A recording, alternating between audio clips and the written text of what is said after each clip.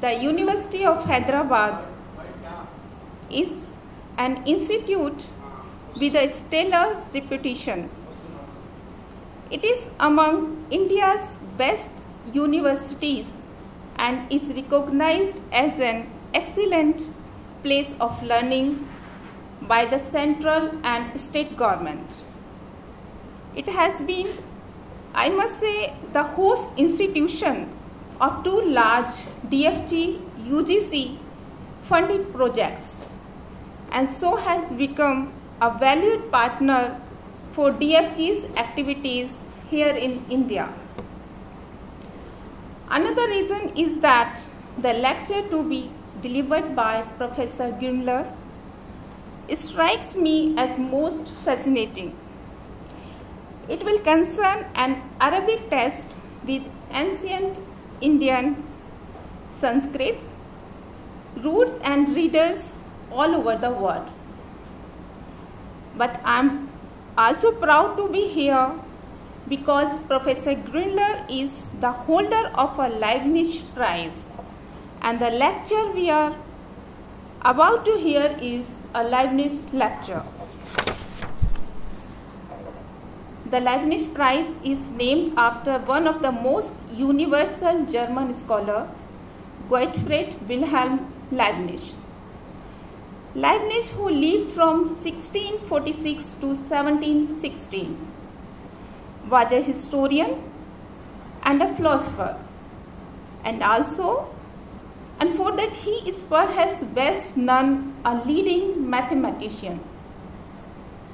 The Leibniz Prize is most important academic award in Germany and in Europe.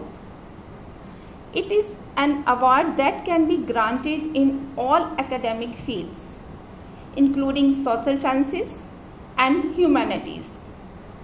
It is a prize that is awarded only to truly outstanding academicians. The award currently carries a prize money of 2.5 million euro, which is approximately 20 crores Indian rupees, which constitutes the largest research award available in Germany.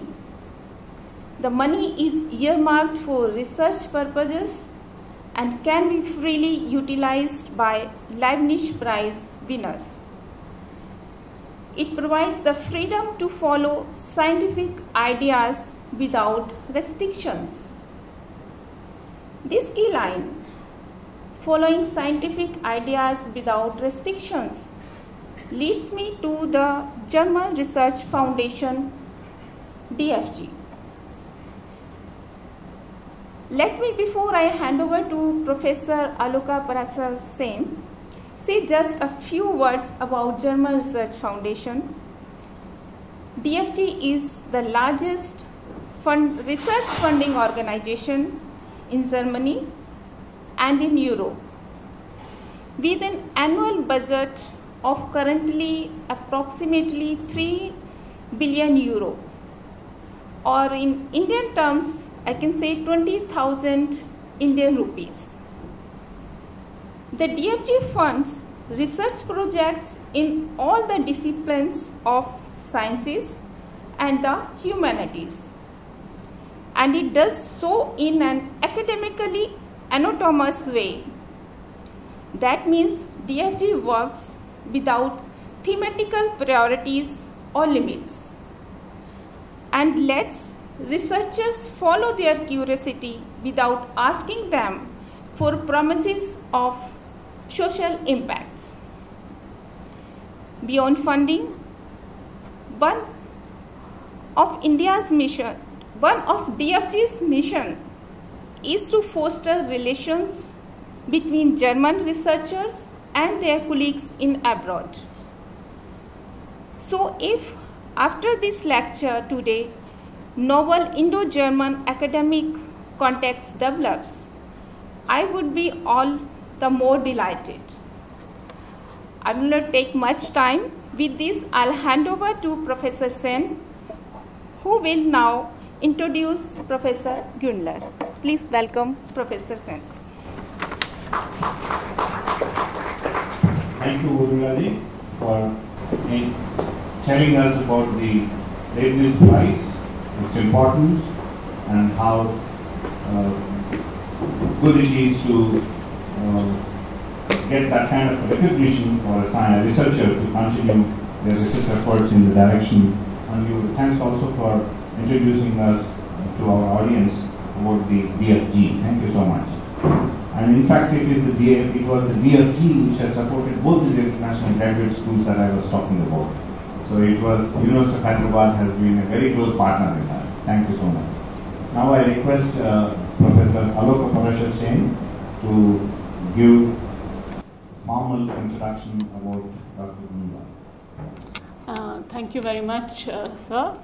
Honorable Vice Chancellor, Professor Appa Rao, distinguished speaker of this evening, Professor Beatrice Gründler, distinguished guests who have come to listen to this lecture, students and faculty colleagues.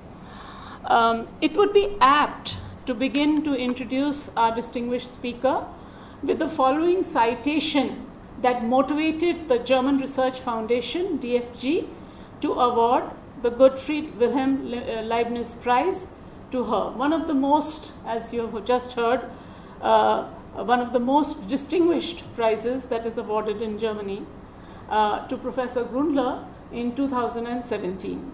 And I quote, Beatrice Gründler receives the Leibniz Prize for her studies of the polyphonic nature of Arabic poetry and culture. Early in her career, she devoted herself to the medium of script, recognizing its fundamental importance for the Arabic tradition, notably with her book, The Development of the Arabic Script, 1993. Based on her research, she finally developed a complex history of the media of the Arab world, beginning with the introduction of paper and extending to book printing and beyond. Professor Gründler speaks in this context of and I quote again, Arabic book revolution, unquote.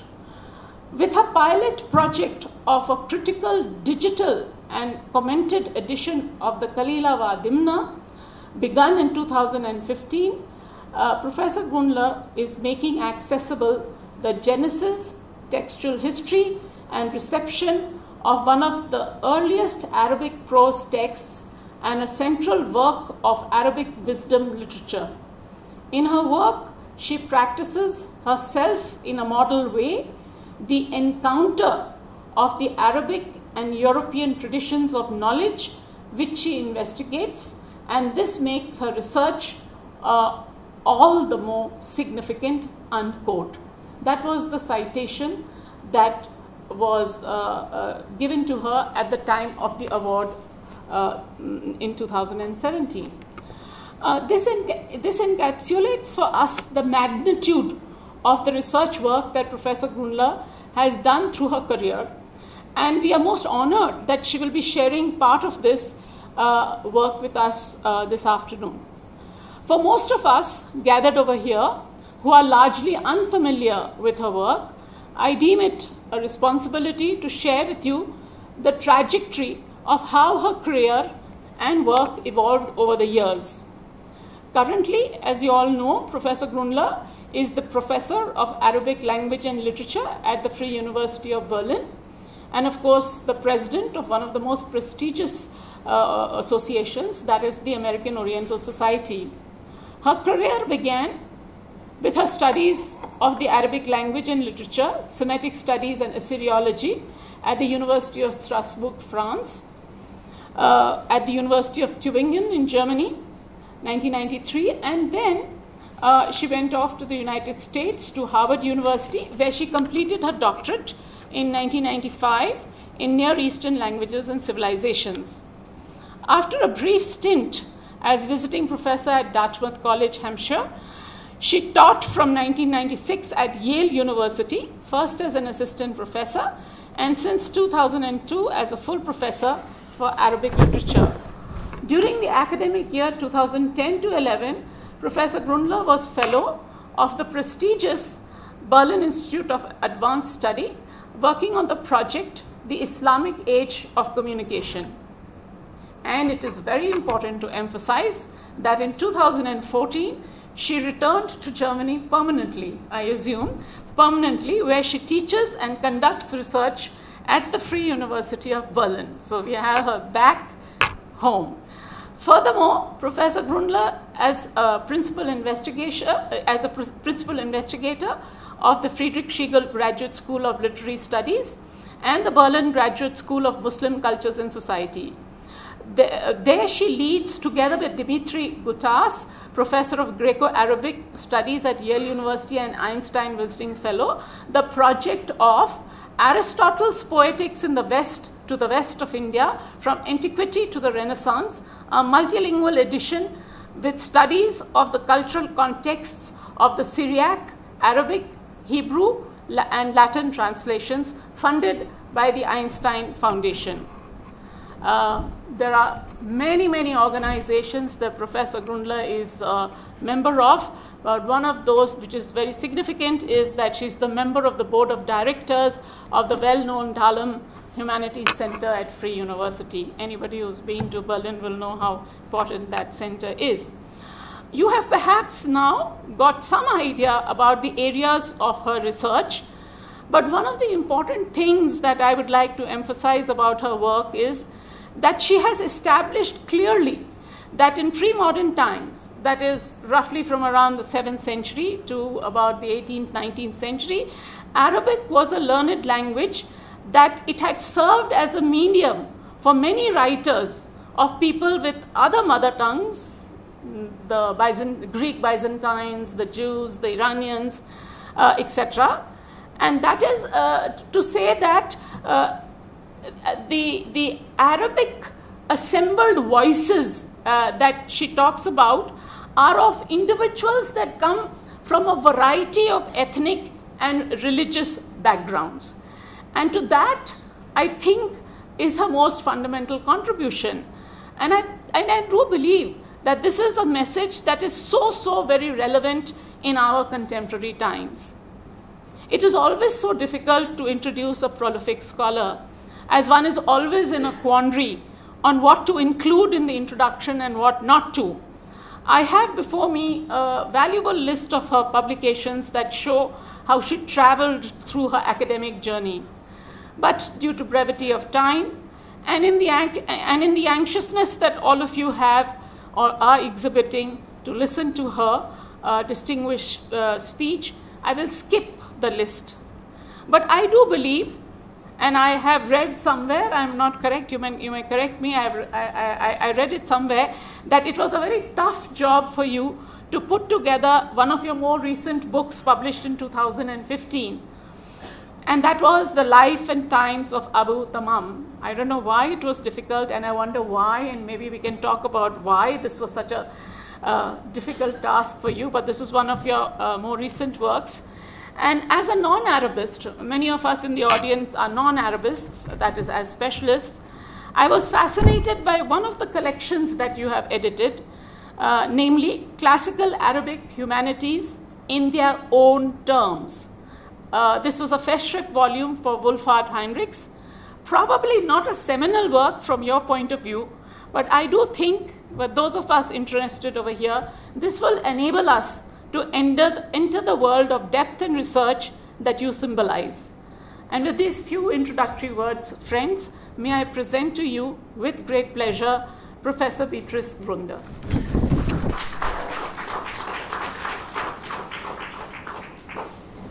Honorable Vice Chancellor,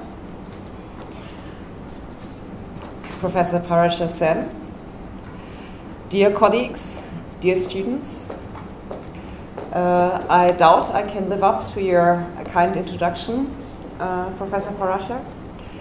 And before I start, it is my pleasure to thank the German Research Foundation, the DFG, and Ms. Gupta, Herr Stefan Diedrich, who have taken good care of me so far.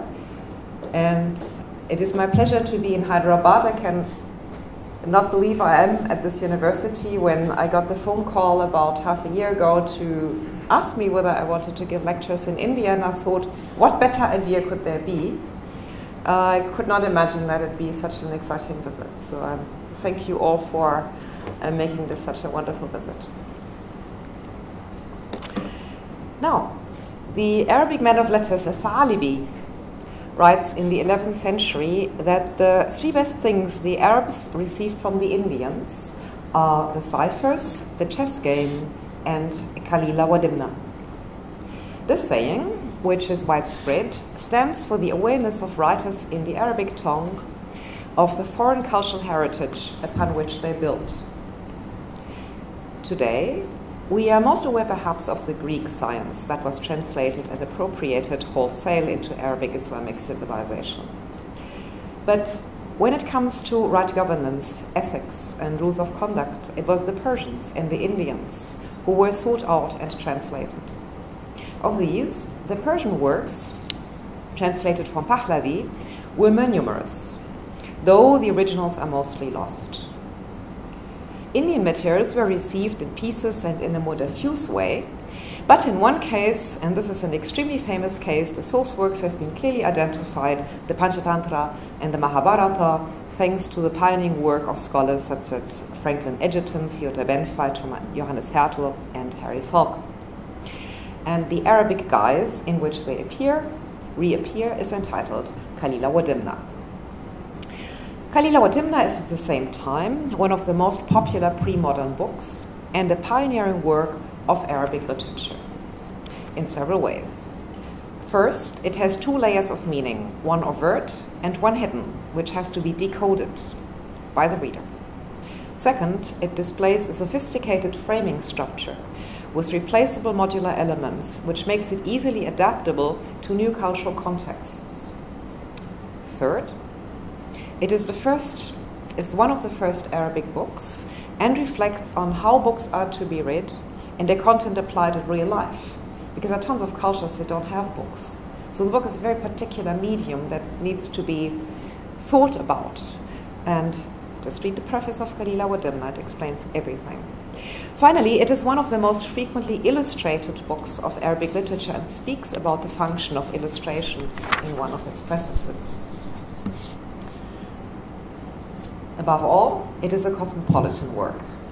From Sanskrit, it traveled to Europe and Asia via an intermediate Arabic phase and became the most widely spread European medieval text. The archaeologist James Henry Breasted, founder of the Chicago Oriental Institute, once described it as, I quote, an ancient text which, next to the Bible, has become the most widely distributed and translated book in the entire history of literature. He made it one of the pilot projects of his institute, created in 1919 with the support of John D. Rockefeller, called a laboratory for the study of the rise and development of civilization. But this remained a prelude to an unfinished edition. Here you see one early, probably the earliest manuscript from the Bibliothèque Nationale of Kalīla wa-Dimna. The Arabic version is the direct or indirect source of all later translations, the point of departure of its global dissemination, and the place where all research on its subsequent textual history must engage. However, the quest to untangle the tortuous textual history of this version is as complex as the book itself. The extant witnesses of the Arabic version, more correctly versions in the plural, vary to such a degree that any expectation of reconstructing an original is unrealistic. And indeed, no critical edition has been accomplished to this day. Inversely, the work's textual history offers a prime example of a mutable and fluctuating written transmission, which is unusual for a book that once belonged to the adab corpus of classical Arabic literature and counted as a model of eloquent prose. As centuries went by, the book's classical Arabic register became more and more hybrid in some manuscripts, and its content transformed in multiple ways, which to sketch is my present purpose. Moreover, Ibn al-Muqaffa, the Arabic translator-redactor of Kalīla wa-Dimna, has all but disappeared behind iterations of rewriting. We can no longer tell what he himself may or may not have composed in the mid-8th century, because his words have been overwritten by countless later copyist redactors, many of whom did not sign their names.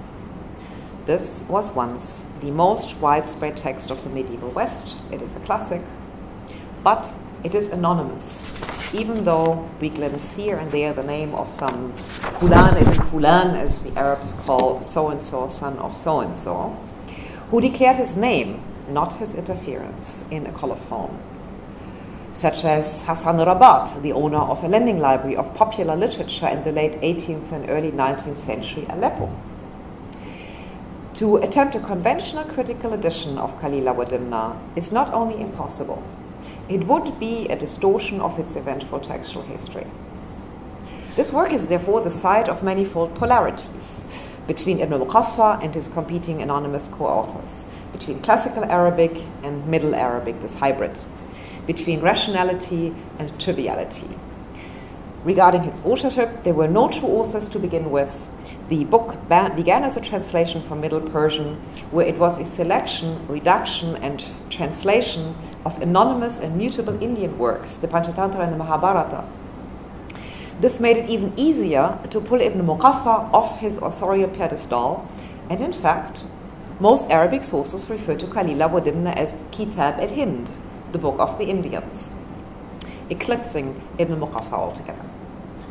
One famous French descendant, which served as the model for the Fable de Jean de La Fontaine, is attributed to Le Sage Pilpay, the sage Pilpay.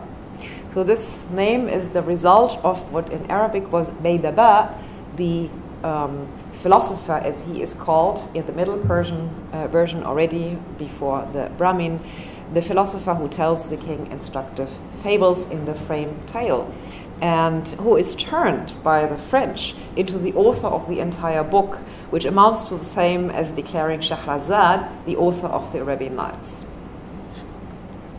Now here a little itinerary, which, talking in Hyderabad, you make my work easier because you know so much about this work already, so obviously you know where it's coming from. Then Panchatantra, Mahabharata. Then in Pahlavi happens the, we've talked about it this morning, the anthology perhaps, that is our latest collective hypothesis. Two translations bifurcate, Arabic and Syriac. Syriac is a dead end. Arabic then branches out everywhere as you see. This is the language from which most arrows depart. Of course, in the Middle East, both into Persian and Turkish, but then in Syriac as well. Then to Europe, the earliest ones is the Greek, Spanish, Hebrew to Latin, and then Latin. From Latin on it goes wild. There is hardly a European language that does not. I mean, from Czech to Polish to, I mean, there's no end to it. But another puzzle that I have not even started to address, which is, it goes back to the subcontinent. It's translated into Malayalam, into Hindi, Bengali, into Malay, Madurese, and Javanese, all in the 19th century, except for one Malay translation in the 18th century. So that is a question at some point I will have the courage to face. Just to give you a numerical or chronological overview, just to make things clear, you have the centuries here. So we're starting with the 6th because the beginning, again, of the Panchatantra Mahabharata would be somewhere over there, and that would have made my map very small. So I started with the Arabic, and in the Middle Ages, for Europe you can say Middle Ages, in the Middle East that periodization is totally useless and we should not use it. There is a first flourishing into many translations. Latin is the bridge into European versions, where the German one is actually the one most translated into, as well as the earliest version in the modern European language. This is in 1483. But the French one is sort of steady century per century, pushing out yet another version all the way up to 8. And from there, it gets translated into many further versions. But in the Middle East, what happens with Anwar Sohaili and the Humayun-Name, translations that are very creative. They almost rewrite the work from scratch, so that both of those works are masterpieces in their own right in Persian and Turkish literature. And then we have the return, the circling back to the South Continent, to India and to Southeast Asia, late 18th and 19th century. So there are very few works in history that could look back on such a dissemination. And trying to look at the text, I sometimes feel like this picture of Jeff Wall is like untying ropes to make sense of how the versions intertwine. And this talk can only offer a preliminary diagnosis of the textual problems and a proposal for their solution, because research on Kalīla wa-Dimna accustoms one that at each turn unexpected puzzles lay hidden. Please come forward, don't hide in the corner. For instance, the relation amongst the manuscripts vary from chapter to chapter, and even within one same chapter, as does the degree of proximity or distance among the manuscripts. Therefore, until the totality of extant specimens has been surveyed and compared, one must refrain from generalizing initial and partial findings. There are several ways to access the text of Kalīla wa-Dimna one may choose from, namely in chronological order, the indirect transmission, the beginning with the 9th century, then the medieval translations starting in the 11th century, and complete manuscripts of the work extant since the 13th century. Each of these paths is paved with surprises, and paradoxically, although this work appears to be well known, the closer one looks, the less familiar it becomes. Pretty much like an impressionist painting. Here I will follow the third path, to wit, complete manuscripts.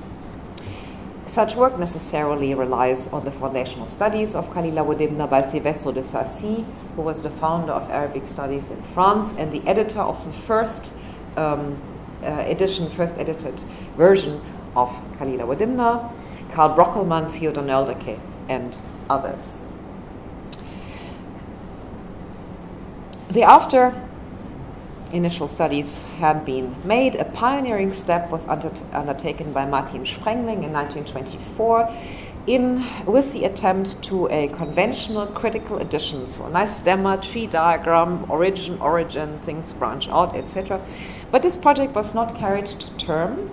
In the state of scholarship, and even Theodor Nöldeke, a colleague at the time, said this is a colossal task. The state of scholarship, however, has not moved since this unfinished edition, and Robert Owen described the problem in 1992, still in the same manner. I quote, "Its text of Kalīla wa-Dimna was not treated with respect by copyists and adapters. It has so far proved impossible to reconstruct the exact text written by Ibn Muqaffa." And I do agree. Although Martin Sprengling fell short from his main goal, he identified the sequence of the chapters as a parameter of classification. The number of the chapters is relatively stable, and he labeled them A to F. A further sequence has since been discovered, which I label G, and François de Blois finally edited the short version of Bouzet's Voyage, one of the prefaces, from a number of manuscripts, which is a useful survey.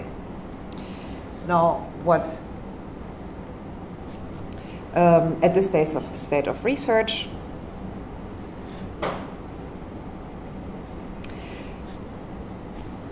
of a manuscript tradition consisting of many different versions, only a synoptic critical digital edition can do the work justice, juxtaposing and comparing versions and investigating these in their received form without any attempt of reconstruction. The goal is not to turn back the wheel of time, but rather to document the history of the text in its preserved state and to analyze the context and factors of its textual development.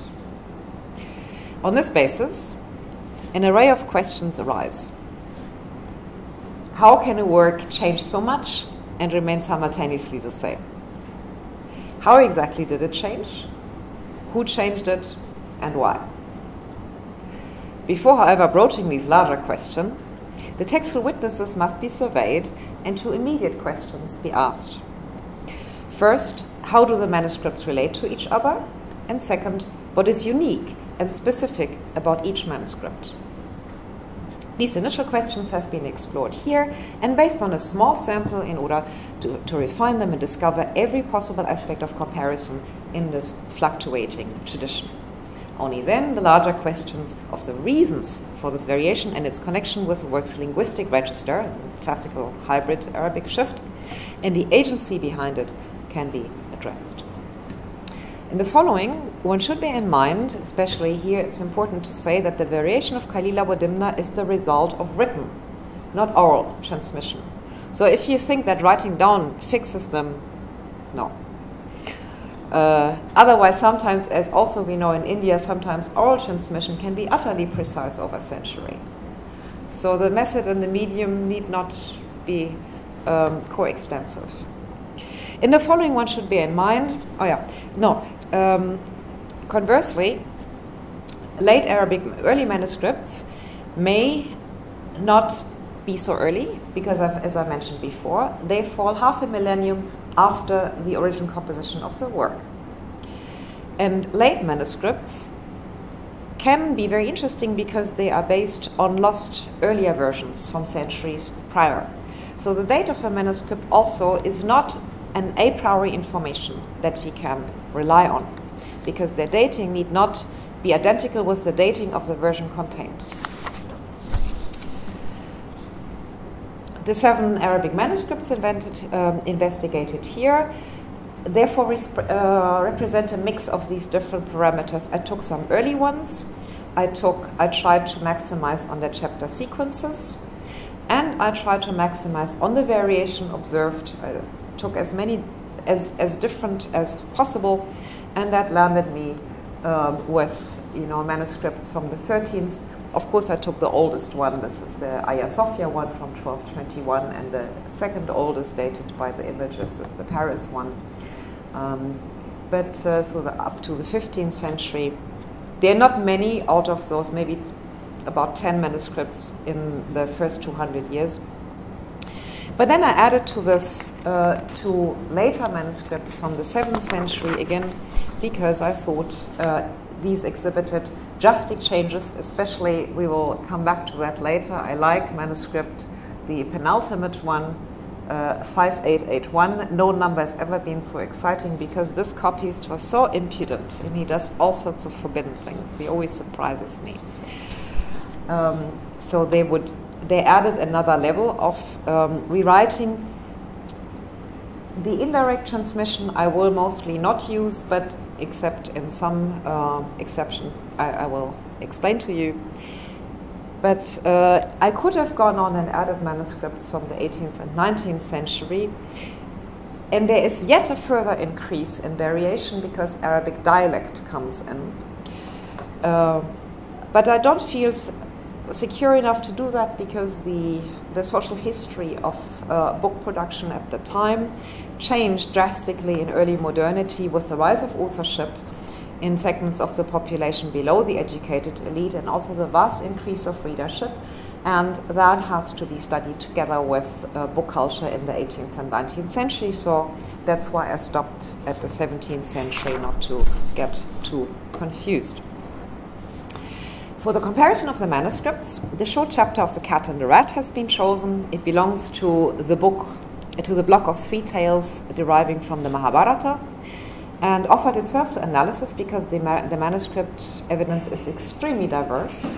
I first thought that the preface would be the place where copyists would change most, and I started reading, and I was proven wrong. This chapter changes quite a bit.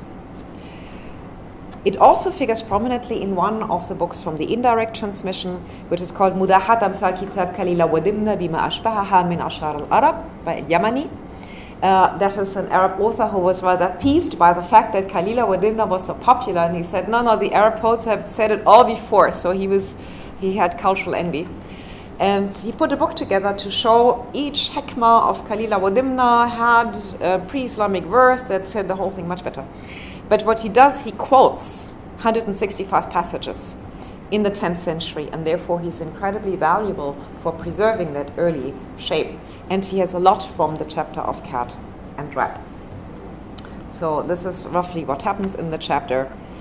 A brief summary. Do I need to summarize the chapter? No? You all know it?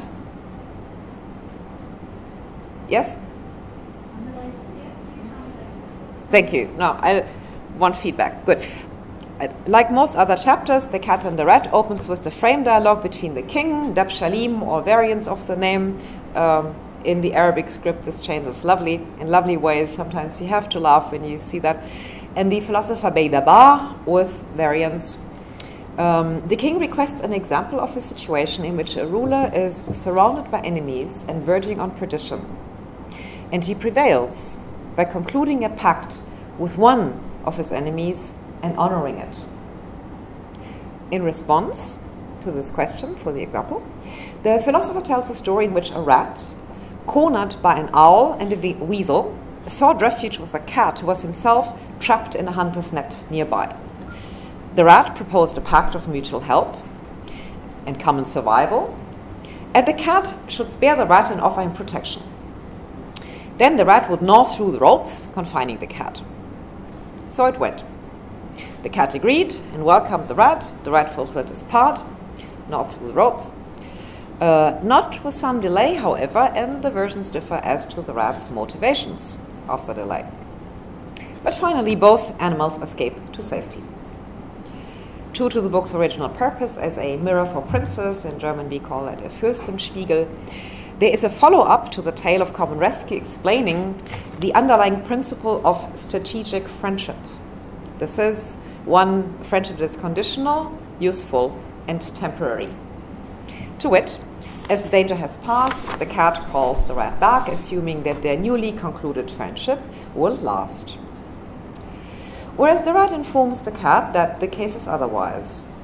The rat has already explained in the second dialogue that there are two types of friendship. The first, serving a purpose, and the second, purpose-free. Here the rat assigns the present case to the first type. Their friendship was formed out of a need, which has ended, and therefore the friendship is over, having fulfilled its goal. The rat further explains that any outward friendships of the cat can only be hidden enmity, and the sole use the cat may have for him is as his food. Ergo, the rat tersely bids the cat farewell, and only in one manuscript the rat elaborates. He says, the gist of the matter, which is the last word, وَجُمْلَةُ قَوْلِي يَنْقَطِعُ عَنْهَا الْمَنْطِقِ. Mantiq is the speech, it also means logic, but here the word, speech. No path leads to reunion unless a catastrophe occur like that which previously brought me and you together. So we can have another Auflage of the same thing. To comprehend and assess the manuscript's full scope of variation, the analysis of the narrative is conducted at two levels. Too wide is the divergence for an immediate close-up look. Instead, one needs to interpose a first level of a bird's eye view on the narrative structure. The tale is thus observed in its overall composition and only then given a detailed look at the formulation within each element. At the first level of analysis, I subdivided the chapter into meaningful segments, and these segments, of course, respect the elements of the structure. So there are elements of the frame dialogue, elements of third-person narrative within the fable. Then there's interior monologue or dialogue of the characters, and within those analogical images, amsal, Arabic, and maxims, hekam, singular hekma, used as arguments, and then paratexts, either abstract before, summary after, or commentary. So these types of texts one finds inside the stories. The greater share of the stories is direct speech, so there's a lot of dialogue in this tale. We have one monologue in the beginning. The rat meditates on his precarious situation. He's a bit confused. Then follow 4 dialogues. In the first, he proposes the pact. In the second, he motivates his delay in severing the cat's ropes. In the third, he then announces that the time for fulfilling his commitment has come. And in the fourth and longest, he explains to the cat the principle of strategic friendship. I'm sorry, I mean, you don't actually need to read all of this. All you need to see is that these are the segments of the and each column represents one manuscript cut up into, so the matching segments are always on one line. There are serial numbers too, just for me to see how many segments each particular manuscript contains. And you can see not every manuscript has every segment, quite to the contrary. So there's some gaps. These gaps are also irregular. They're not, it's not that the copyists didn't pay attention or some such thing. They had something in their minds. But interestingly, the gaps or the Verwerfungen, the shifts in the structures increase towards the end. So here you can see how things really unravel. And so this is the bird's eye view to tell you where to sort of start digging deep. But it helps you because if you start right away, look at the text, you get completely confused. This is the first time I did that and I didn't understand very much. So this was rather helpful exercise. Now in all manuscripts, the variation, as I said, is strongest at the chapters end, where a number of units appear only in one manuscript. Here. They're unique. And further evident is the lack of anything we might term groups, so it just fluctuates back and forth. You can't subdivide those 7 manuscripts or assort them. Even at this large-scale unit, there's no manuscript that has the identical segments of any other. So even the rough structure doesn't match between them. What I call this is a redactional continuum, because in a way you can... that's the way I ordered them, and I did not respect the chronology as I warned you before, that I sorted them from the ones with the least units to the right to one with the most units. Not completely, but here are the numbers. It goes from 49 units in the shortest one to 72 units in the longest one. This is more for me a way to visually make sense of it, and it's a preliminary way, but it helps you, for instance, if you want to look at it quantitatively, because at some point you have to be quantitative. You cannot put the words of 100 manuscripts next to each other. So in this graph I put the length of the manuscript horizontally, so this is the shortest one. This is our old French version. This is the British Library one from the 15th century. So this is the longest one, this is the shortest one. Here this is the overlap, meaning this is the amount of text units in one manuscript that are also in another manuscript. So these tend to have more unique ones, whereas those up here tend to have text that also appears at another place. So what it shows is that the textual tradition is cumulative. It tends to add up over time. A third phenomenon is that most manuscripts show unique units at some point, and I've just pulled out the unique units per tale. Keep in mind, this is just 4 to 8 folios of the entire book of 15 chapters. And again, the manuscript vary. One manuscript doesn't have any unique, the Hagia Sophia, the oldest one, but this one has 6 unique units, and I subdivided them according to types. So they sort of appear everywhere. Some narrative, some monologue, dialogue, some hekam and amsal. So it depends, anything might be added.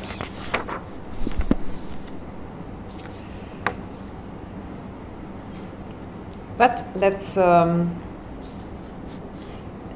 give an answer to our immediate issues, which we can now do. There are no groups. In the interrelation, we can say that we have a fluid development within a process of accretion, excision, and reformulation. And about the uniqueness of manuscripts, we can say that at this point, each manuscript has certain unique text segments. Now we look close. For that, I used a model from Halle University. It's called the LERA tool that juxtaposes. Again, you have the same text up here. This is a manuscript, and these are the same segments I showed you before in the Excel list. Again, from the briefest one to the longest one for the bird's eye view, but at the same time you can, this is called the barcode, but you can also look close. Now you can look exactly what is added and what's different, what's cut.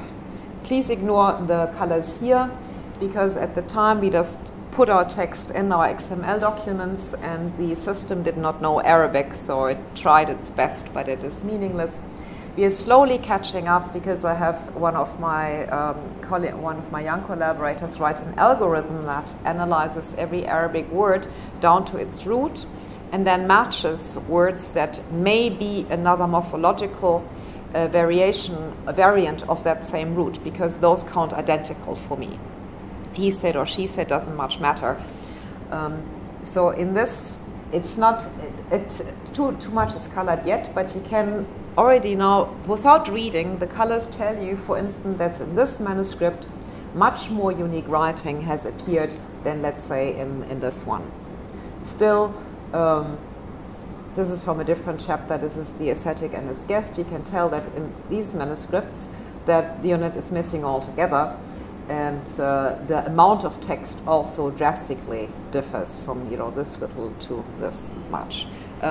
Sometimes, while the algorithm is working, reading 11 passages the same way, keeping in your head, gives you a headache.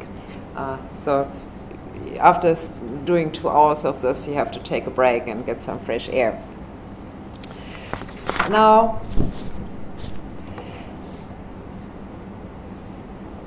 in terms of the manuscript's interrelation, the microanalysis across all units confirms the results of the large-scale view, namely that of a redactional continuum. And the amount of change within the different units is not constant or uniform, but it varies considerably from one unit to another. There are some in which text changes little, and in others it's almost verbatim. Rarely it is full verbatim identity between units, and it is only so if there's a parallelism or antithesis, some structural form that retains some image that retains the language and shape. In others, there are drastic differences. Massive rewriting, especially those essential to the chapter's main message. And this is not surprising, since it is characteristic of fables to include their own commentary. So the text itself teaches its copyist to comment. It's just asking for that. And the selectiveness of the writing process, rewriting here but not rewriting so much there, proves that the intervention of the copyist redactors, I should say, was intentional and targeted. And it was not random or thoughtless. Now, in surveying the types of changes that the text undergoes, one needs to separate as far as possible intentional from unintentional ones. Now, sometimes that is tricky. So I'm trying my best, but you may fault me on some of those, and sometimes it is a difficult decision to make. Unintentional ones clearly are copyist errors or homoioteleoton if one slips to a similar looking word. And those you can say are not intended. Here I will focus on those that I find intentional, which substantially affect the text in a chosen chapter. And this can be best shown by example, for which one scene has been selected, namely that in which the rat, having assessed the situation, approaches the cat to propose a common strategy. It is Unit 20, labeled Rat Describes Common Problem, and counts among the strongly diverging units, as you can already tell. This is the clean version. That's what I usually work on, and when I'm done, it looks like this. And just for your pleasure, we've done a clean job. However, it's done on a computer, yet it's done by hand. What you see there, the color key shows you the interrelation. The pink is a little bit faded out, I don't know why. Whatever is gray is identical. The particles are not marked because they recur across passages, so they would be hard to assign without doubt to each other. So the gray part is really what's in common. That's very little. The blue parts are, as the key shows, so the light blue is present in all these. Then sort of this middle blue one is so a word that is the same all across here. And then the dark black one happens here, and there, and there. so on and so forth. And then the color that unfortunately you cannot see very well, you know, like here, here's a lot of it actually. That's that color, and that is the unique sentences that are stuck in. So not only do we have large chunks that are unique, but within each we also have unique pieces of words, phrases, sentences that are stuck in. Well, what is changed? It can be of different kinds. Sometimes it's just the same facts told in a different formulation, synonymous paraphrase. Sometimes there's a little word different with big effect, so small change but big semantic effect. Then there's a specific thing I will explain later. This is the reinterpretation or adaptation of the consonantal skeleton, the rasm of the Arabic word. Then proliferation of the text through rephrasing is just repeating something that's already said at another place and saying it differently. You know, some copyists, like semantic bleaching, they say the same thing over and over because they love talking. And finally, the substantial addition of entire phrases or sentences, the pink stuff you've just seen. And this is most clearly where you can unravel and extract something like a silent co-author.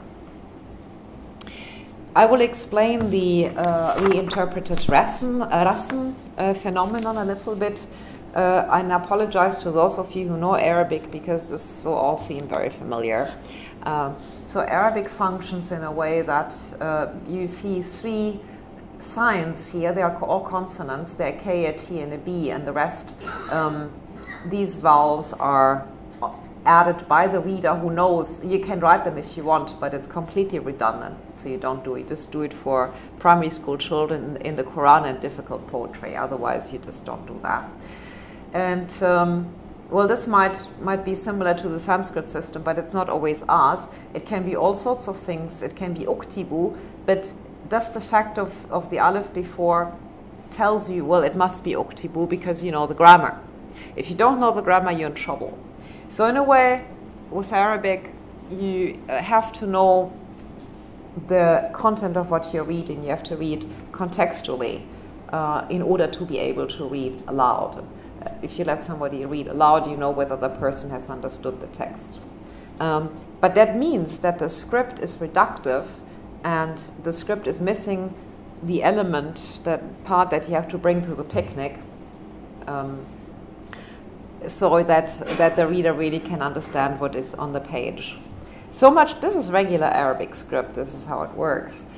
In a manuscript, this is added because the letters, you know, here I have, oh, that's actually a good example. These little hooks here have either two dots on top or one dot underneath, and this is a T and this is a B. Skip the dots. You cannot tell apart another 6 letters, so you have 22 graphemes. That's it. So this is how some manuscript looks. One of my British Library manuscript has no dots, which might make things difficult, but it also opens the manuscript to multiple readings, and we talked about that this morning, that texts are open. So this is a written text that is open because of the writing system. And what might add to the openness is the incomplete grasp of classical Arabic are some of the copyists. So in their ignorance of the grammar, they would violate the rules of grammar, which widen the possibility of variation even further. So ignorance here contributes to alteration. So the interactive process and the contextual reading is part of the process. But another element is the fact that Arabic does not really belong, and that Kalīla wa-Dimna does not really have a stable place in the grid of genres, and different genres are treated differently. For instance, when you have a diwan of a poet, mutanabbi abu tamam, that is redacted by, first memorized by Rawi, at some point written down by a redactor, and then when it's copied, many manuscripts are used, they're collated, they're precise, and then they're taught in class. So the precision of the transmission is ensured by the control of specialists. And because this book, which once belonged to the high register of applied culture, of adab, it slipped and sort of became close to popular fiction. It slipped out of the control of scholars and therefore could vary so drastically.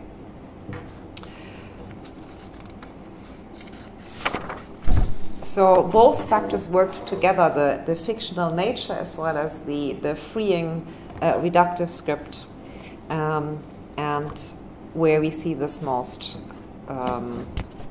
one place we see that is in the change of rasm. I give you two examples, only one example because it's so nice. This is the unit where the rat is a little bit slow with releasing the cat from the ropes, and the cat complains and suspects the rat from defaulting on his word, but the rat said, no, I'm keeping my word to you while guarding myself that the very thing that made me have recourse to a truce with you will affect me. So that which forced me to have recourse to you, forced me to seek your help, alja'ani, from laja'a, from laja, fugitive, to choose هذا ما ألجأني, that's the word we have down here. It's not a very frequent word, in classical literature. You remember the impudent manuscript 5881. I'm keeping my promise to you while protecting myself from incurring, and it goes on, that which happened to the harvester of fruit at the wrong time. So this beloved copyist thought this was an article, of course the Hamza was not written, and he read, as opposed to al-ja'ani, he read al-jani. Problem is, at this point, what did he do with the rest of the sentence? He did rewrite the sentence as he just came up with the maxim, the harvester of fruit at the wrong time. That is in no other manuscript, it's completely unique. But he was very smart because he foresaw what's going to happen. The next plot segment says everything has its time. So he looked ahead and he created in sync with the following text. So it is a mistake that was caught by a semantic reinterpretation. This is one example, but maybe there's another one that I cracked up over. In the beginning, there's one passage where the rat sort of caught weasel, owl, cat, and said, my mind will not go to pieces. It will la yadhhab qalbi sha'a'an. It's another rare word. In one of the 19th century, when it's fourth dialect, the not very educated copyist said he changed shu'a. He didn't know the word, but shu'a also means ray. So he said, I will make the ray, shu'a of my ratio, shine upon my heart. Aj'alu shu'a'ahu shu'a aqli ala lubbi. So he makes this whole beautiful picture of what is going, in his mental processes, and it becomes a whole cosmos out of going to pieces. And sometimes I love these copyists. But let's go to rewriting. This is the last type of change, substantial addition, what can be better shown throughout the entire chapter, not just one little piece, because it is the sum of small editorial interventions that need to be viewed in context. In the following, the versions of Cat and Rat in those three manuscripts that show the largest amount of rewriting, both within shared units and adding new units, are analyzed in detail. And this very basic storyline remains intact, and some formulation is shared. However, in each of these chapters, a different focus emerges, and the focus is consistent. And this shows most clearly, we've had some indications of that, but the consistency of the focus, of the unique focus in manuscripts, shows that these are not random products of a careless copyist, but deliberate acts of reduction. And the reduction comes close to authorial behavior. Text is there, so maybe co-authorial behavior, and that's why I call those reductors silent co-authors. Now this is this is the impudent manuscript, Paris 5881 from the 17th century. It's the front page. I only wanted to show you because it's a table of contents, that the people at the time, if you think about that V-cutter into XML, they did exactly the same thing. because these dots are paragraph markers. They also mark the rhyme of the basmala, which is the opening formula.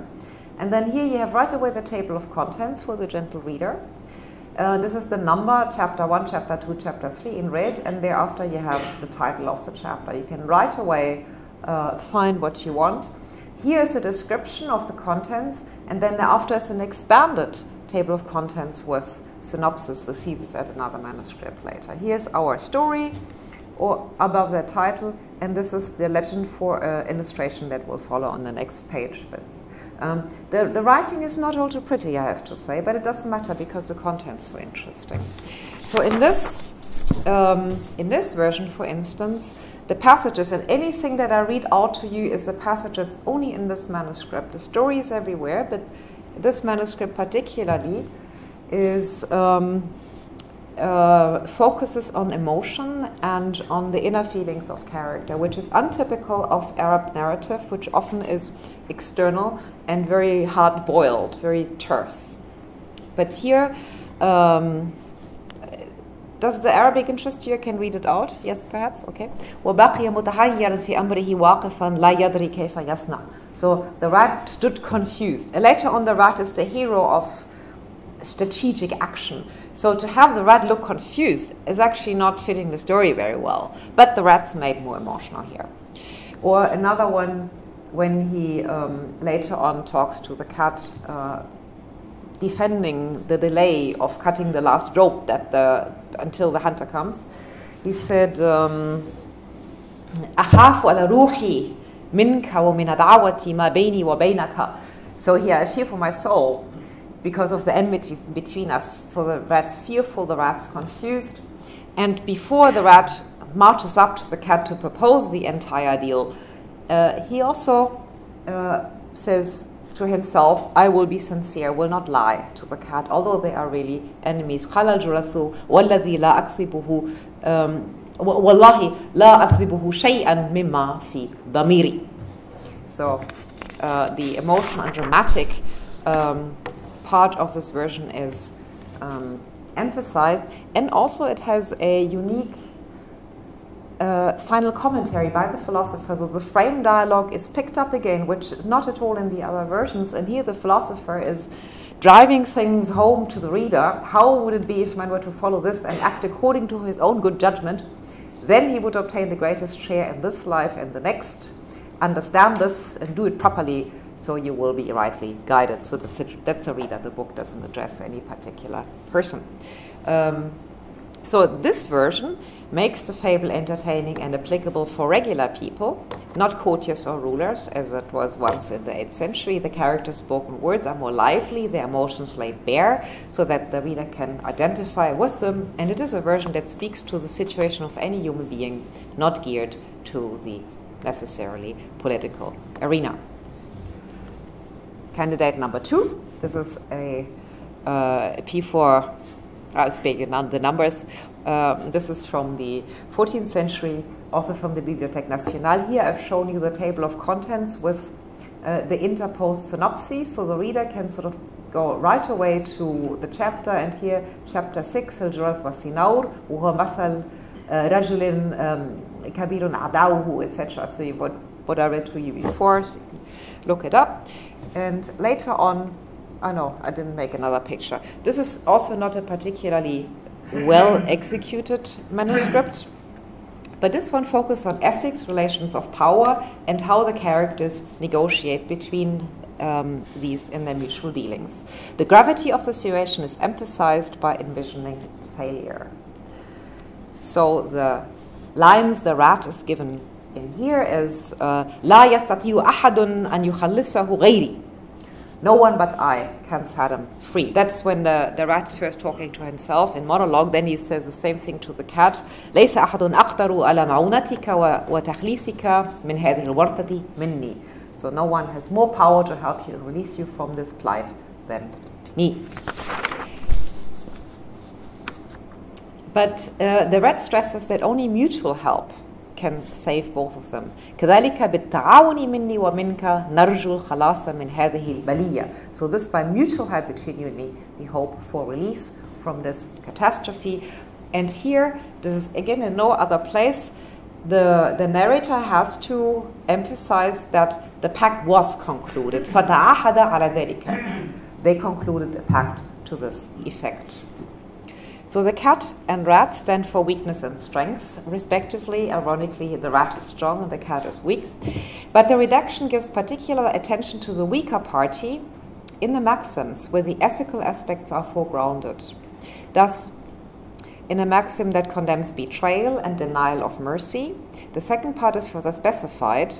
If the supplication, so I quote, if the supplication comes from a sufferer or sinner, no, sorry, that's not yet the quote. If the supplication comes from a sufferer or sinner, the addressee has the power to forgive. But if he refuses to do so, he thereby violates a code, namely, I quote, the ethics and deeds of the righteous.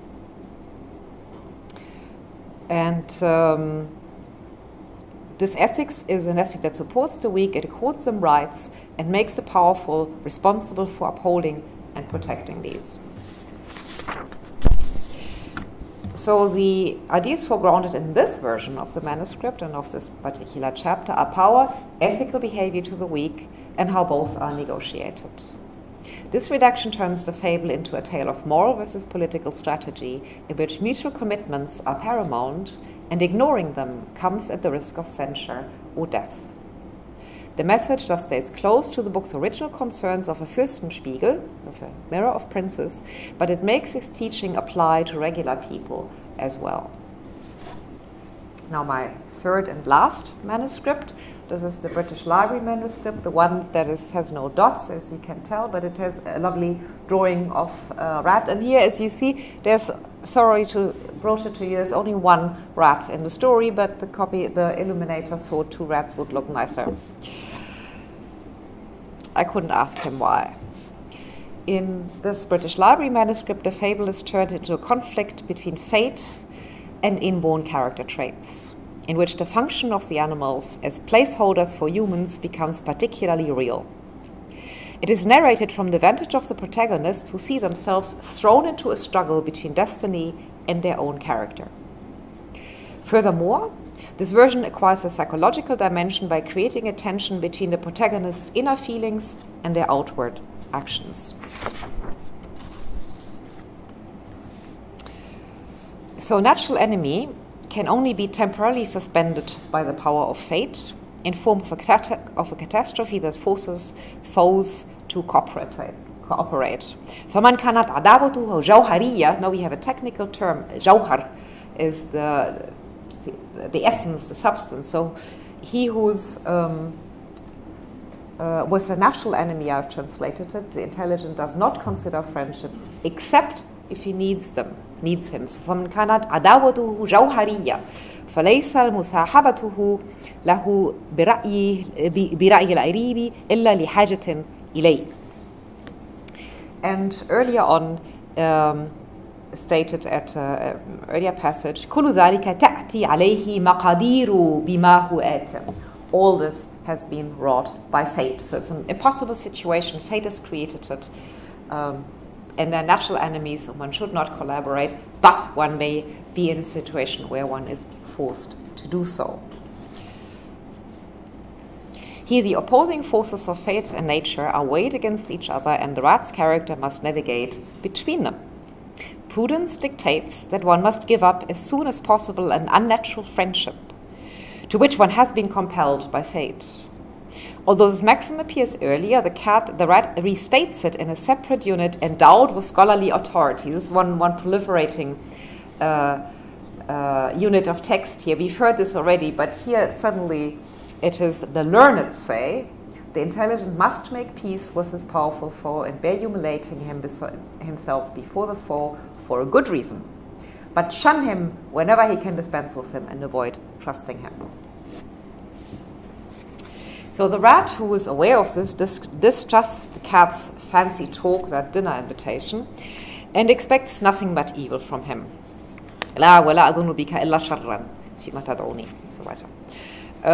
Safety can only be ensured through mutual distance. This is the only manuscript that introduces the fable with an abstract. This reuses text from a later unit in the frame dialogue in which the king gives the gist of the situation for which he wishes an exemplar, so I don't need to read that to you. But in some, with its substantial additions, some of which I cited, this is the most sophisticated version of the three. It introduces a psychological conflict between one's feelings and actions, and situates this within a larger conflict between God's decree and human nature, which the fable translates into animal behavior. This rewriting removes the fable from a teaching tool of political strategy to a study of character in extraordinary circumstances, when divine and natural order collide. The macroanalysis, and particularly the survey of substantial additions, have answered the second initial question for unique and distinctive features of each manuscript. It is indeed fascinating to see in how many ways the copyist redactors managed to reinterpret the character of the rat in only 3 manuscripts. Once as provocative, once as powerful, once as conflicted. And it remains to be seen whether these emphases on drama, strategy, and psychology are visible throughout those manuscripts, whether there is a consistent trend. And that remains to be seen. I have to come back and tell you in 2 years. Now, a result of the preceding partial text analysis needs to be placed in the context of the whole manuscripts, both in their textual and material aspects. This comprehensive view can only be sketched out here, and it's limited by the incomplete state of preservation of some of the specimen. Usually the beginning and the end are torn off, as in the last manuscript, so it's awful. The colophon's missing, the preface is missing, nothing. You just have to read smartly whatever the copies changed about it. It's a very sad situation. But sometimes indications about the version's production and reception can be gathered from the manuscript's physical characteristics, the visual arrangement, as we see in the page layout, the sequence, the topics of illustrations, paratext like the incipit at the beginning, basmala hamdala, table of contents, colophon, dating at the end, corrections, marginalia, reader's notes. So in fact, those manuscripts, the messier they are, the more they tell you about the humans they've, walked across. And for some cases, we can reconstruct the social history of their readership. Illustrations are particularly important because they tell you about the financial status of a customer, and was of course expensive to get them, but in some units they remain unfilled. Could be that the copyist, the stationer, was sort of he was strategizing, producing them unillustrated first for cheaper price, and then if somebody wanted to pay more and have it nice, you execute the pictures. But if there was somebody who wanted to buy it for cheap, so that's a possibility. I'm not sure what the truth was. So one needs to leave certain questions open for the end, which we will arrive here. Summarizing the above, Kalīla wa-Dimna reveals itself to be a fluctuating manuscript tradition in which no groups can be detected. Rather, manuscripts resemble each other in constellations that change throughout these manuscripts.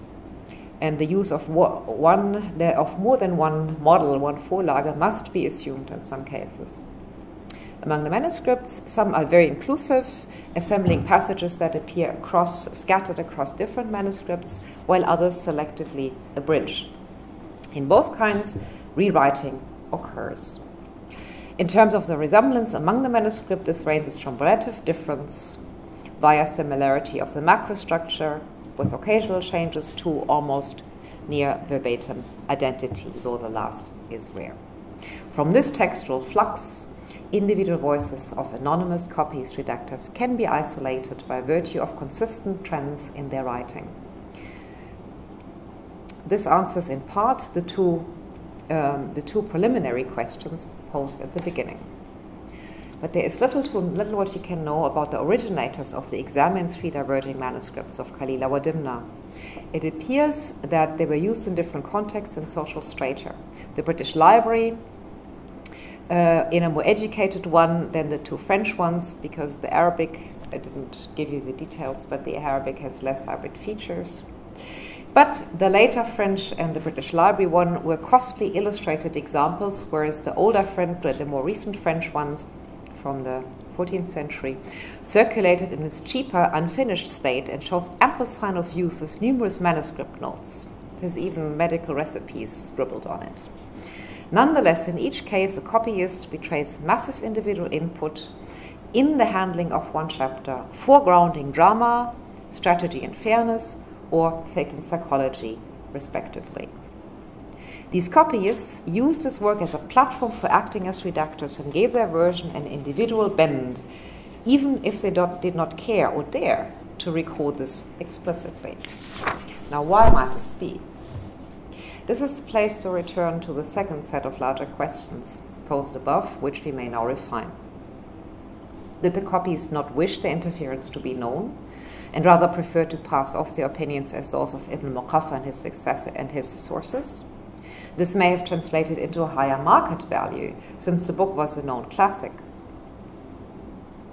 Did the changed substance not matter, or rather, was it in the interest of those less educated readers to pass the instability of the work over in silence because they aspired to an ideal of education they could not actually reach?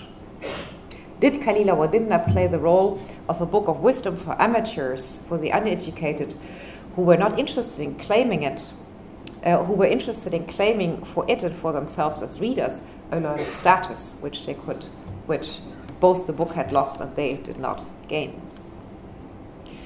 Or did they purposely veil what they altered out of reverence for the work? Was it perhaps a stance of modesty by craftsmen who did not consider fit to call themselves co-authors or did not dare to call themselves as such? The medieval translators of Kalīla wa-Dimna had no such hesitations, nor did the later versifiers of the Arabic versions. One might argue that the interventions of all three groups, the copyist redactors, the translators, and the versifiers, varied only in degree, not in kind. Because the Arabic version underwent an intralingual translation from classical Arabic to hybrid Middle Arabic register. Or again, had the interference in such a text, which conveyed wisdom in fictional form, and thus drew close to popular tales, become so common that such a treatment was self-evident and required no comment? I mentioned already that it didn't have a protected place in the grid of Arabic genres because it was fiction, sort of slid from adab to folktale.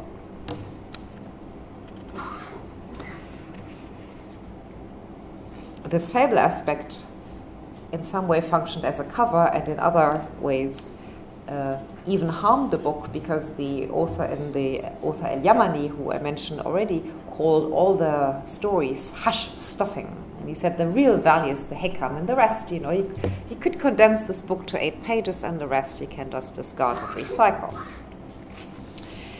Nonetheless, this maligned part of the book, this fictional character, dominated in its later reception, the time from which the manuscript are preserved, and it's also visible in the frequency and choice of the illustrations. And its language was more or less pronounced presence of substandard features, because this shows how popular this text had become. However, yet another surprise, as time progressed, an opposite trend resurfaced in some manuscript, beginning with the 15th century, namely refocusing on the book's ethical and philosophical purport.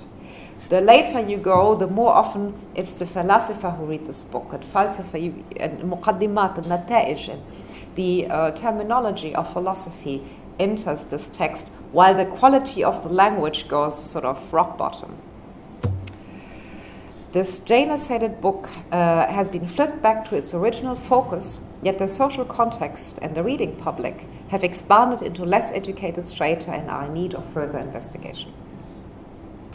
This initial foray can only raise questions such as the above, while attempts to answer these need to await a fuller survey of the ever-surprising textual history of Kalīla wa-Dimna, including the conditions of its production and reception, and the work's place in the shifting landscape of classical and popular Arabic literature, whose boundaries and muddles, between the 13th and 19th century, and between ancient Sanskrit and the world of today.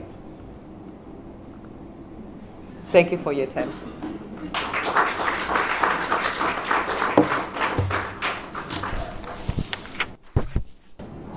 First of all, thank you for the wonderful lecture.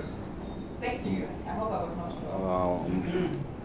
sure. If anybody in the audience would like to have a little more clarification, maybe Gründler is open for answering. Yes, one by one, please. Yes. Take the microphone. He will give one.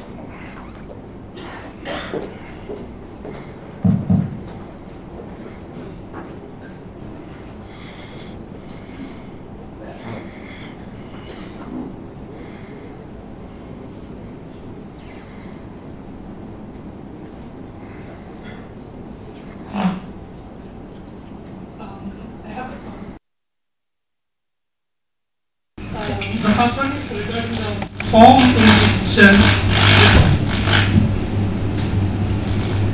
form in which this text has traveled the continents, religions, and languages.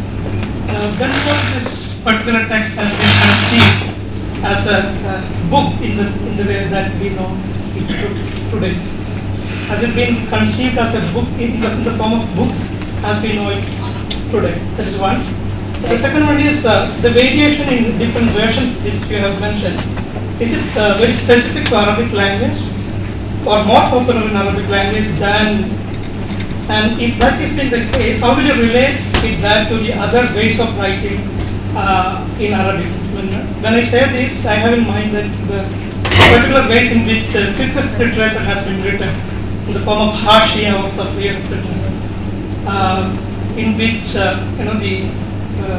the original text completely disappeared when you have a later commentary. I love your question. I hope I touched all the aspects. If not, please remind me.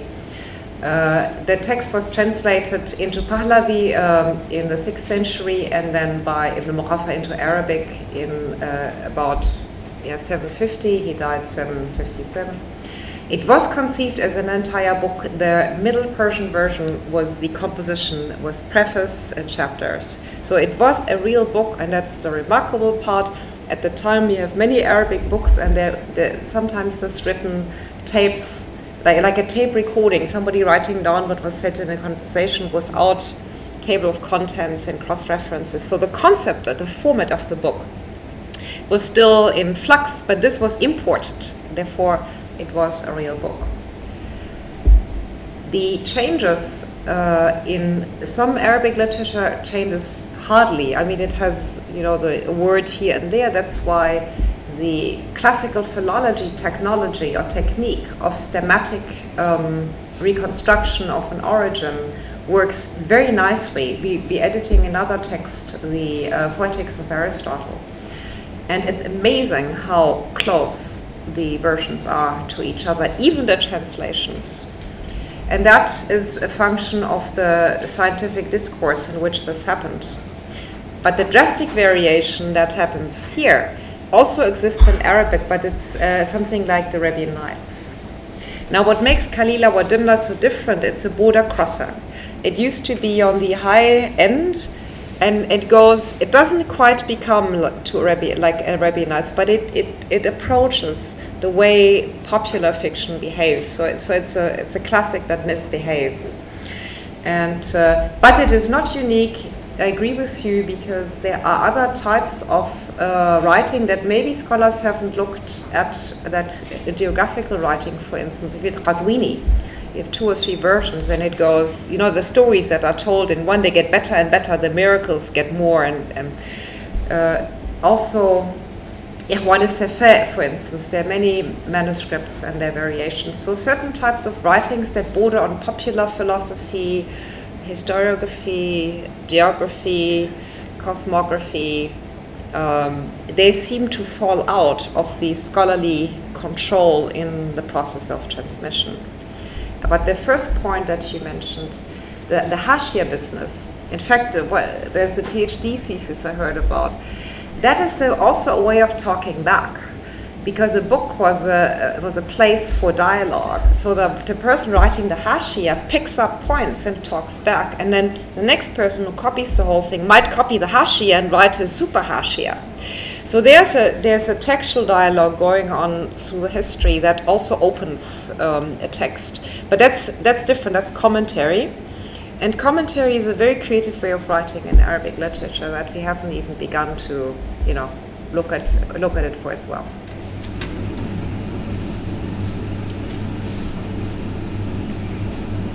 Thank you very much.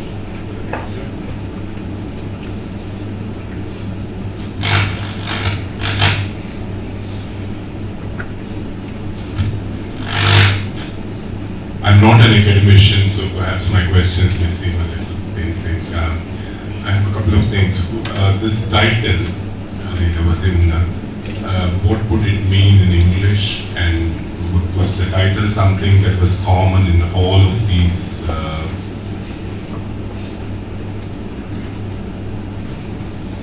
Well, I have to do a bit of a guess, but let me. Okay, this is This is Kalīla, and this is Dimna.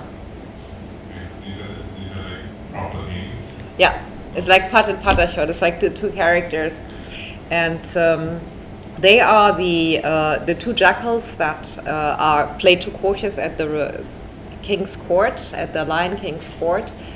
And Kalīla is the one who's sort of reasonable and modest, and Dimna he's a smart ass type, the social climber, and he first makes the friendship between the ox and the lion, and becomes jealous of the lion and causes his death and his evil scheming, because the gist is the friendship concluded, which is destroyed by a traitor. That is the gist of this chapter. And he is then condemned to death, which is an Arabic inserted chapter that's not in the Panchatantra. But the figure of Dimna is interesting, because I always ask my students, do you admire him, or was he a criminal? Because in his smartness, he says a lot of things that are social leveling, meritocracy. So a lot of things that he says are very convincing. In the end, he comes out bad. But then if you ask Christine von Rombecker, who just worked on Anwar Sohaili, she thinks he's the true hero. This is where good and bad in this book is getting a bit wishy-washy. It's not, the moral is not black and white. And as these stories, is there something in modern Arabic which is retained, like proverbs or expressions that can be traced back to this work? It's the other way around. Nowadays you find this in any bookshop, in a children's book section, but brutally simplified and changed. Sometimes I have my students do term papers on comparing the children's book versions and the manuscript version. So as a children's book, it has an afterlife, but nobody really takes it seriously anymore as a piece of literature. In Europe, in medieval Europe, it was translated often for kings, so it was received at the courts. But now, and then until the 9th century, people were getting crazy about it. You can see the translations, but it is virtually unknown today in Europe, which is something we will correct. But the narrative part had a later reception, whereas the hekam, the Udaba jumped on that, and they picked them out like raisins, and you have them in the 9th century by Al-Jahaz ibn Qutayba ibn Abd Rabbih in Miskawayh. They are full with little sayings that are taken out of Kalīla wa-Dimna, because it fitted the genre of hekam, of wise sayings, as you have them in Sanskrit as well.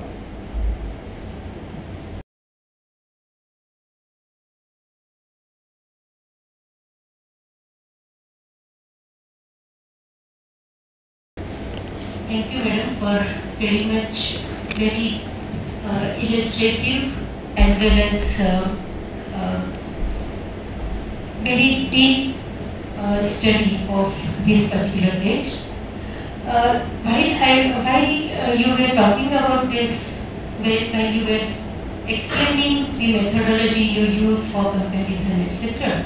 I was always comparing it with the Mahabharata text, the work that is going on Mahabharata. So what I noticed is in Mahabharata they tried to they came up with one core text of Mahabharata, especially the work by Gottfried Wilhelm Research Institute in Pune. And that is something which they say is common across all the manuscripts.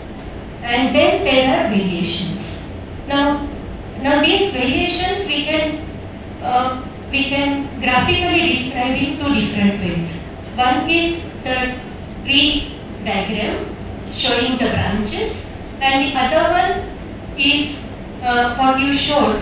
Of course, you have also showed the branches going from one place to another. And the second one which you showed was with various colors, pink, blue, black, etc., which showed the common parts among all the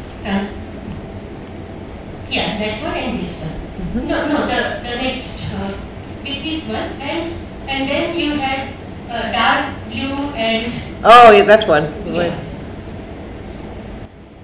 That yeah, one? This one. Yeah. Right. So this and the next one also. Yeah, this is the more correct one, exactly. Yeah. So here you are showing what are the common portions, etc. There is another way of representing this, which Mahabharata people are doing. They are trying to follow the Venn diagrams showing the overlaps.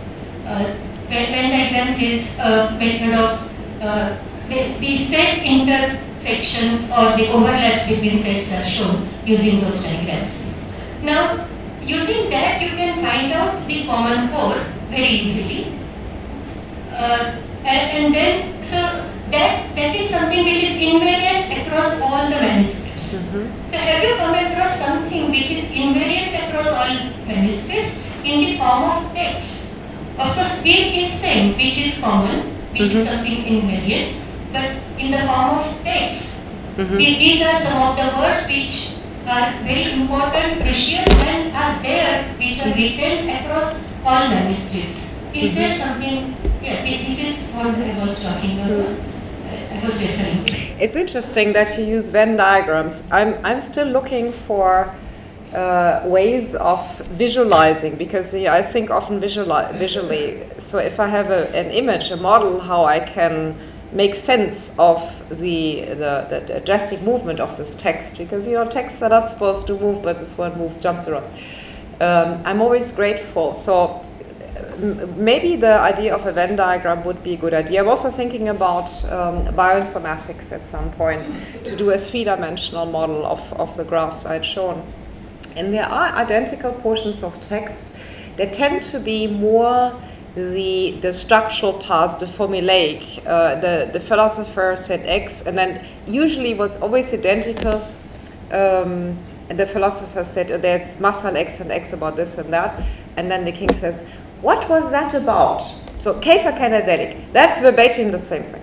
So let's say the boring parts, the predictable formula, it's not exactly a formula, but the sort of the prop-up stuff, that tends to be identical more often.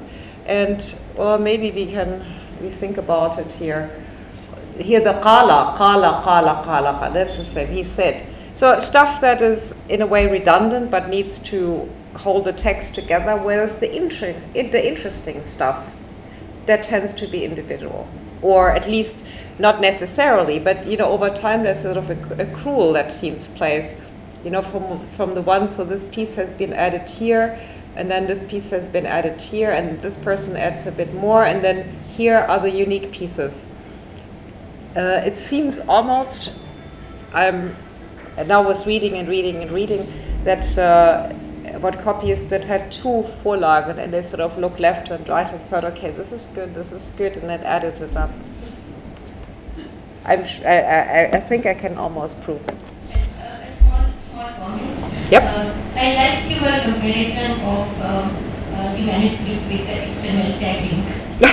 You do, thank you. I cannot take all credit because this system is a system that was invented by a team from Halle University with the support of the German Ministry of Research and Education. And we are now adapting it, and I have to give credit to my to Mahmoud Koza and Sameh Ben Brahim, my two research assistants who are doing the XML and they're uploading it, and we spend enormous hours of counter reading with the manuscript and correcting all the mistakes, as you know. But it's fun because otherwise I could never undertake it. I knew 10 years ago it has to be done that way, but we still have to build our own algorithm. It's not finished yet, so it's a bit of an adventure.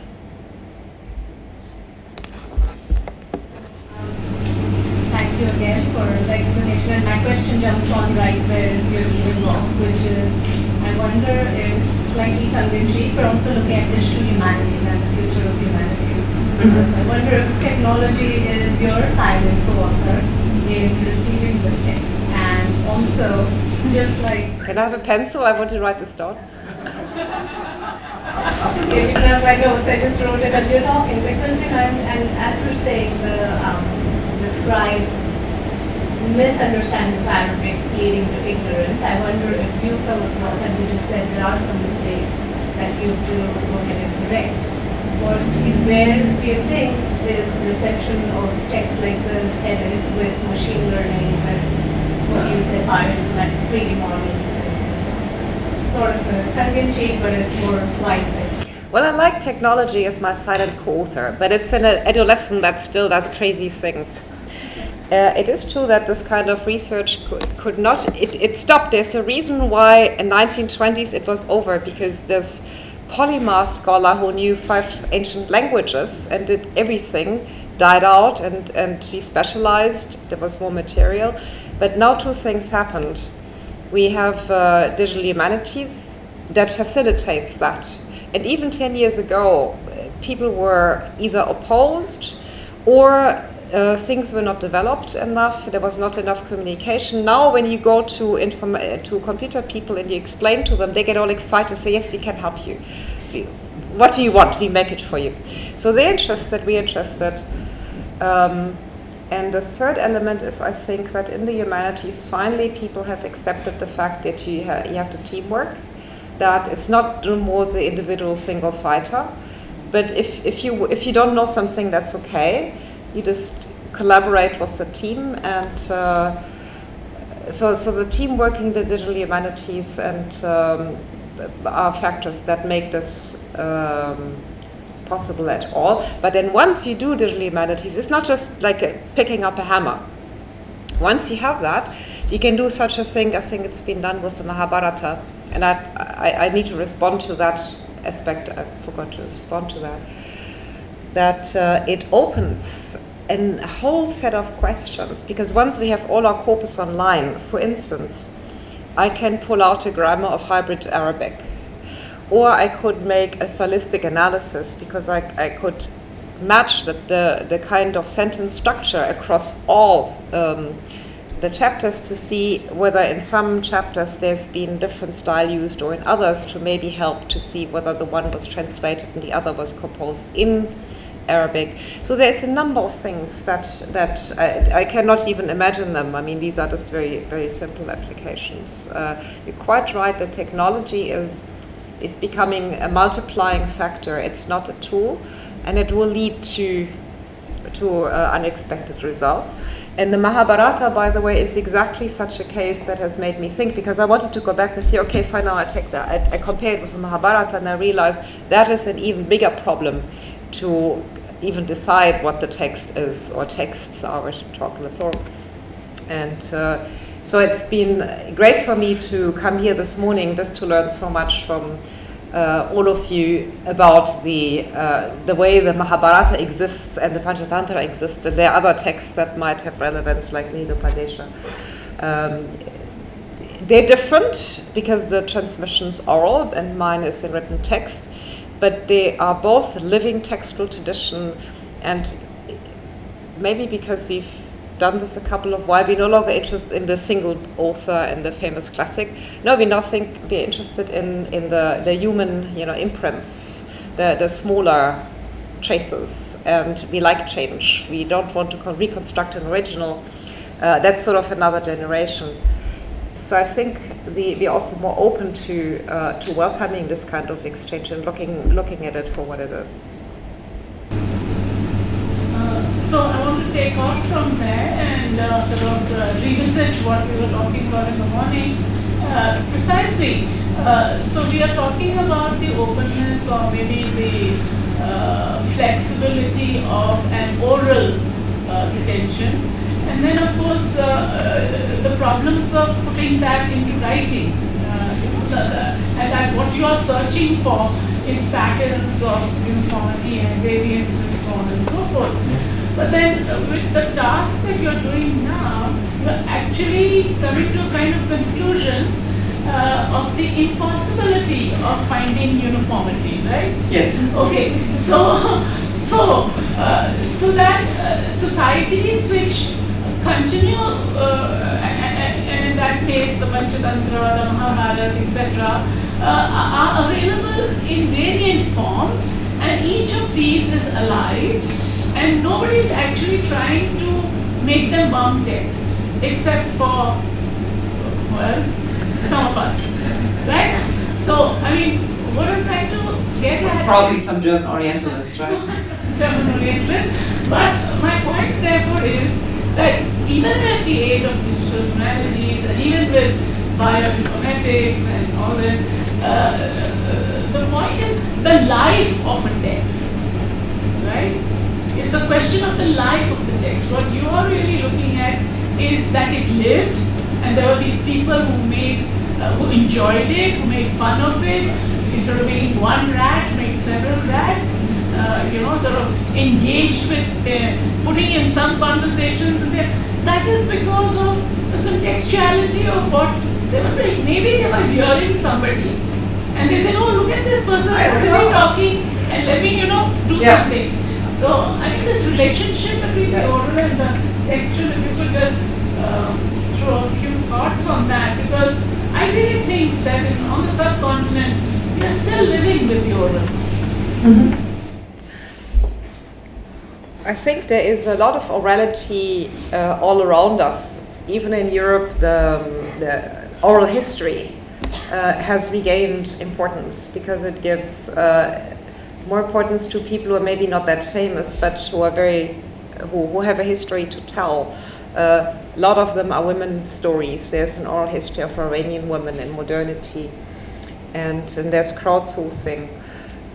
Also, in a way, the internet is an oral culture. You have to separate the medium from the code, because the way we write emails is informal, it's quick, and never mind email, Instagram, emojis, God knows. So this is a very quick and very networked, immediate, and informal way of communicating that has a very oral character to it. And so I think orality and writing always coexist. That's what Arabic teaches you. Because there's always a written tradition since the 9th century, but you had to travel to a person to read the book, because the writing by itself was pretty useless. And then, I'm exaggerating, but unless you know really good Arabic. But if it's a text of philosophy and you just have the book, you understand nothing at all. You have to go to somebody to get it read to you, and then get the commentary, and then you're allowed to teach it. You even get the ijazah for it. That was the teaching tradition. So this bimodality that Gregor Schüller has worked on a lot is the coexistence. And that went on for centuries and centuries. So this is a gray zone. It's not even either or, it's both. And then in each tradition, I think there are mutable and non-mutable types. If you think about the Panini grammar as opposed to Mahabharata, so they're both oral, but depending on the character of the genre of the text, it can change more or less. So it's a very exciting way to think about, I think it's really media history. And that's another one of my desires in the future. I think the history of the media is way too Eurocentric. Questions of orality and written artilia, if you think about Walter Organ and some such, then the entire, the dimension and the layers of how language is dealt with, if you look at all the different cultures, there's so much more to be said about that. So I think the history of media has to be rewritten. Okay. Thank you so much. Thanks for taking your time.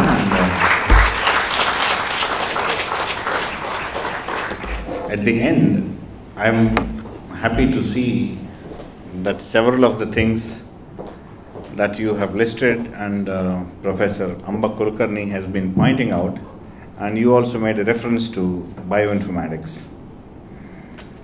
The way we have been comparing the either a DNA, RNA, or a protein sequence, finding out the consensus regions, something like repetitive sequences, something like unique sequences, all this I think is quite relevant here.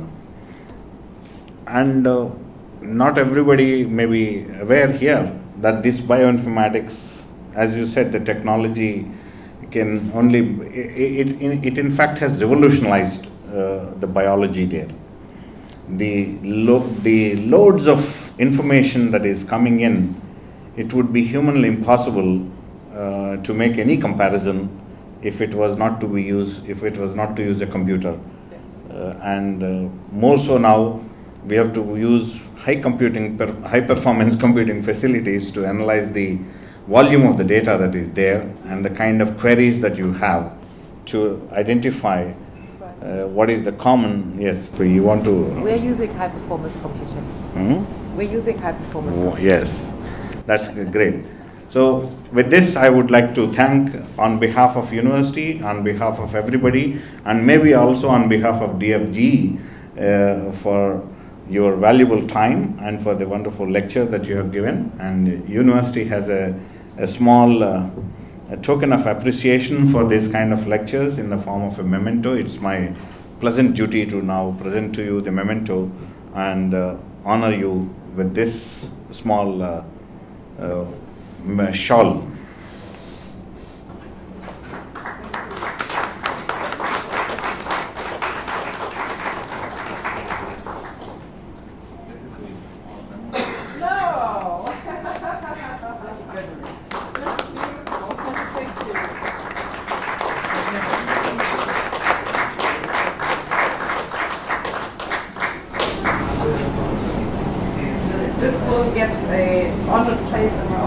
That's good. Thank you so much. And thank you for all your hospitality and all of you for your very patient listening.